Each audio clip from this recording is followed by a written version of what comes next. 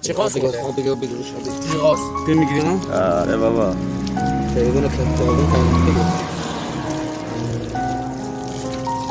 بشین حیوان بشین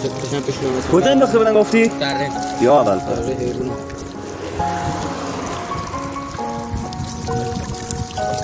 یا آبه ایتا کنست ایتا هم سریس آمد من وایسا حیوان وایسا تمیزت کنم من میکشم شاید کن ولی خوده اینجا نگه دادیه با کجا ما نگشتم از دره اینا فیلمشون همین الان درش آوردن نشون ندیه اون هیت میدن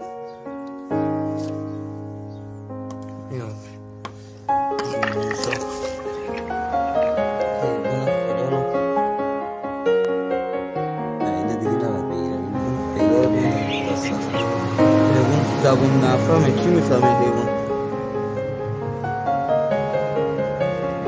به صدا حیوان خدا رو چیکار کنیم آره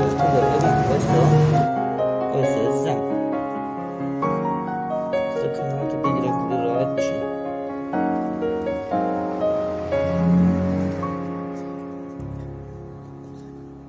یه پتوی چیزی باید بیاریم گرمه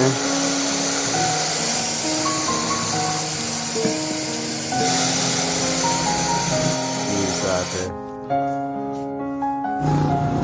دست خوش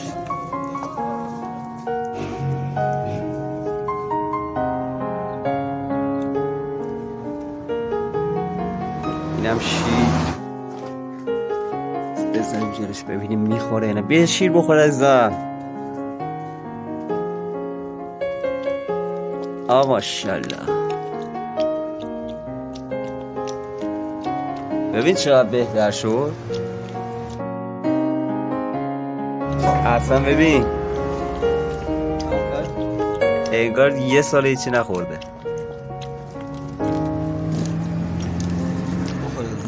بخور بیا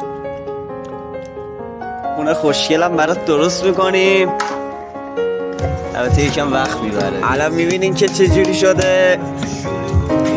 یه اسم برش بذاریم یا میخوای بچه ها برش بذارم تو کامنت ها نظرت چیه؟